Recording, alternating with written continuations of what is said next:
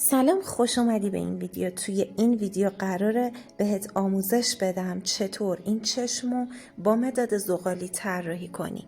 مدادی که دارم استفاده میکنم مداد زغالی هست از برند ماریس توی درجه هارد. خب من شروع میکنم فرم کلی چشمو میکشم که به شکل یه بادومه تقریباً. معمولاً فرم همه چشما به این صورته که گوشه داخلی یا همون اشکدان چشم کمی پایین تر از گوشه خارجی قرار میگیره. یعنی اگه یه خط راهنما بکشید گوشه داخلی کمی میاد پایین تر و گوشه خارجی کمی میره بالاتر.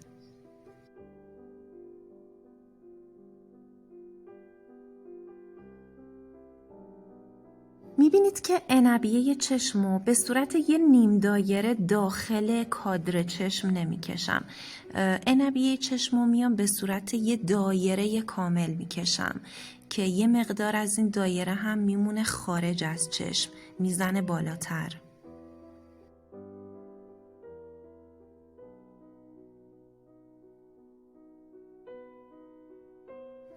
و مردمک چشمو دقیقاً وسط این عنبیه طراحی میکنم، وسط این دایره ترسیمش میکنم.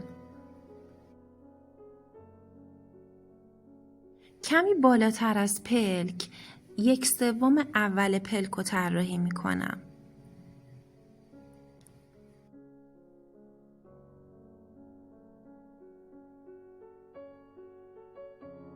شروع میکنم تیرگی عنبیه رو اضافه میکنم. این تیرگی ها تو قسمت بالا بیشترن، یعنی سایه مژه ها و پلک میفته روی عنبیه، در نتیجه قسمت بالایی عنبیه معمولا تیره تره. یعنی ما تیره تر میبینیم، نه اینکه واقعا تیره تر باشه.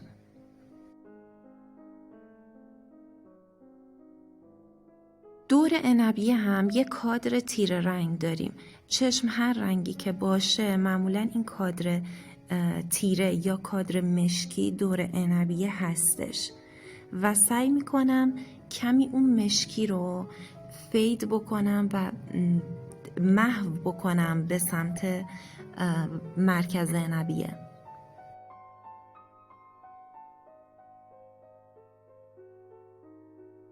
همونطور که میبینید من سعی نمی کنم که تیرگی ها رو به یک باره به دست بیارم و سعی می کنم با فشار دست پایین و با تکرار لایه ها به تیرگی دلخواهم برسم.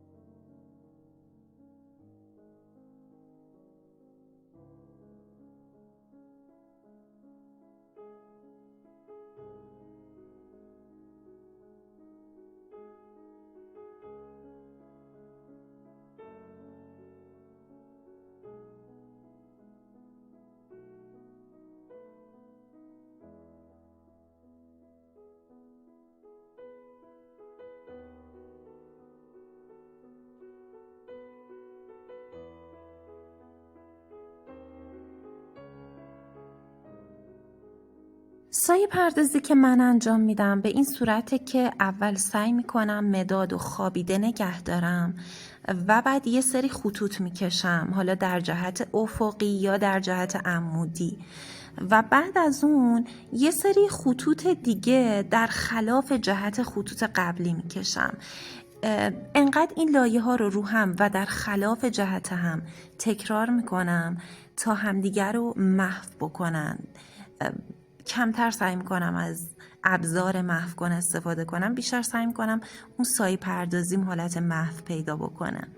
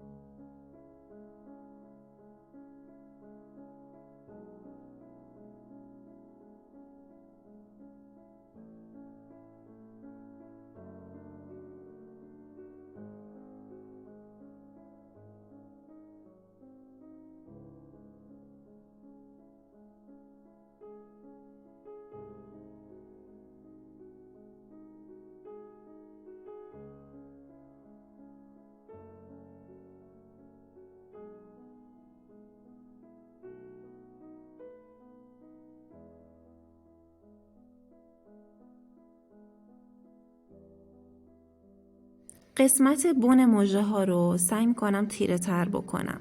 هم تیره میکنم، همین که به سمت بالا محو میکنم. یعنی اجازه نمیدم که این تیرگی یه مرز مشخص داشته باشه و این مرز رو سعی میکنم با همون سایه پردازی از بین ببرم.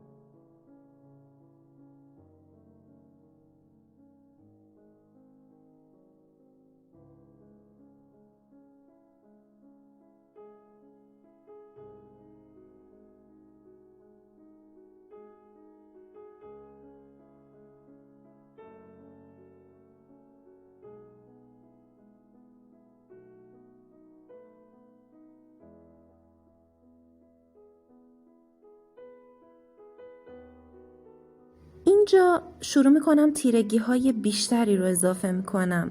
از کنته های دیگه هم استفاده میکنم. از کنته سافت فابرکاستل استفاده میکنم و از کنته سافت ماریس.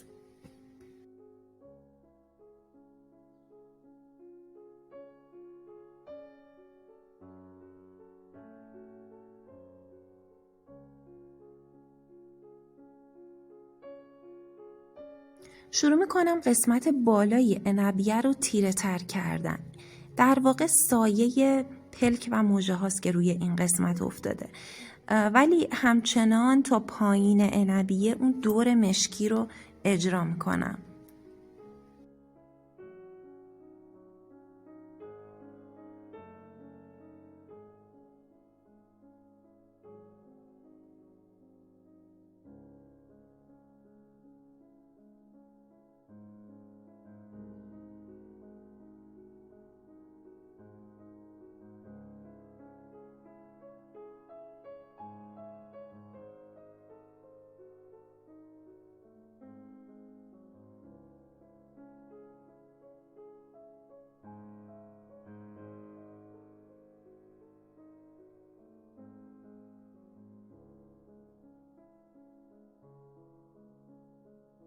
تو این قسمت از یه قلموی آرایشی نرم دارم استفاده میکنم. میخوام کمی این سایه ها روی کاغذ بخوابن و حالت دون دون بودنشون از بین بره.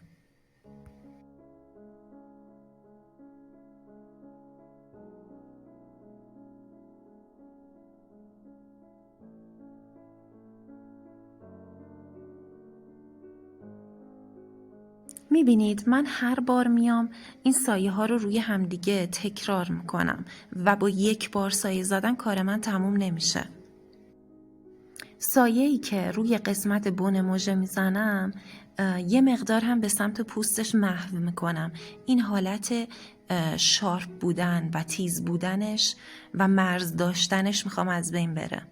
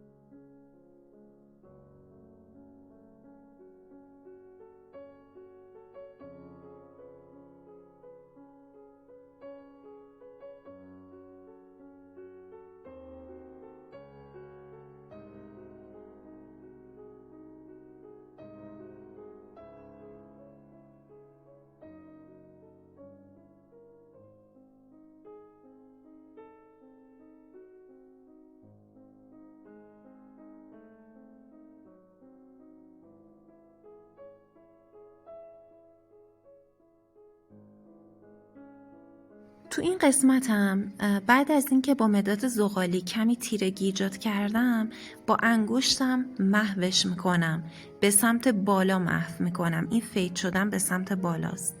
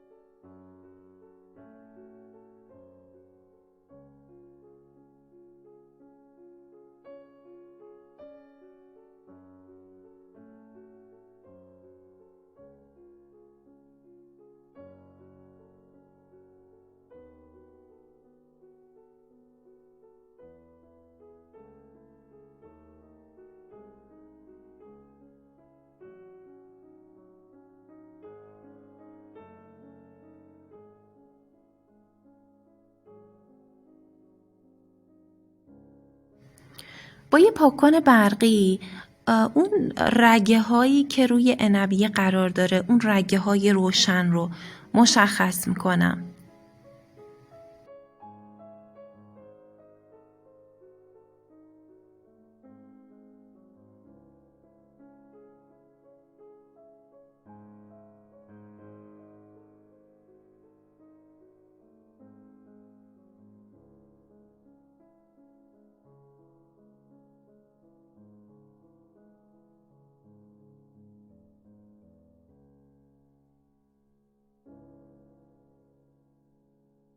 با مداد زغالی فابر کاستل توی درجه سافت مژه ها رو ترسیم میکنم.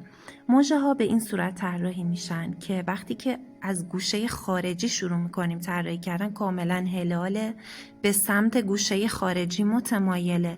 هر چقدر میایم به سمت وسط چشم کم کم حالت مستقیم پیدا میکنن و هر چقدر که میریم به سمت گوشه داخلی چشم متمایل میشن به سمت گوشه داخلی و حالت منحنی پیدا میکنن و کاملا هم نامرتب هستن و به صورت دسته‌ای، یعنی هر 7 یا 8 تا موژه یکی میشن در نهایت و به هم میچسبن.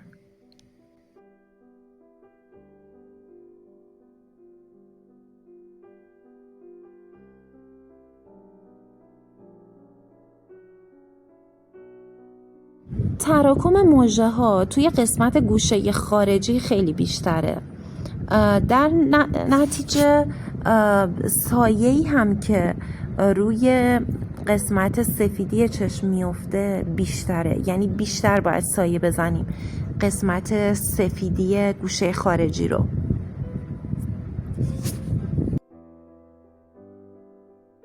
با مداد زغالی ماریس توی درجه سافت یه سری مژه هایی رو طراحی میکنم که نازکترن و نیاز به تیرگی زیادی ندارن.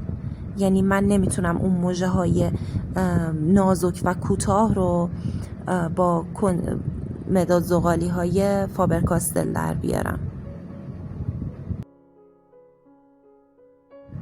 ترتیب مژه های پایینی هم به صورت همون مژه های بالاست، یعنی هر چقدر که میریم به سمت گوشه خارجی مژه ها منحنی و متمایل به سمت گوشه خارجی میشن، هر چقدر میریم وسط مژه ها صاف میشن، صاف و مستقیم میشن و هر چقدر میریم به سمت گوشه داخلی مژه ها متمایل میشن به اون سمت.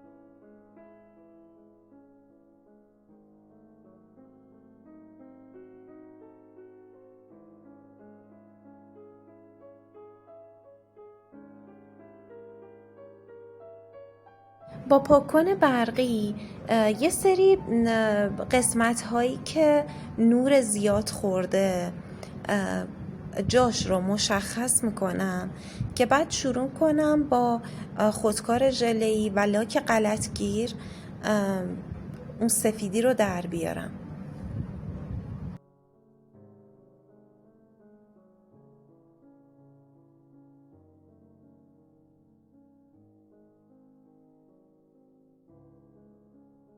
از یه غلطگیر خودکار استفاده میکنم برای اینکه اون نورهای شدید رو روی عنبی چشمش ایجاد بکنم. و این پایین هم که از قبل جاش رو با پاککن برقی مشخص کردم، از یه خودکار ژله‌ای سفید استفاده میکنم که اون نور شدید رو ایجاد بکنم.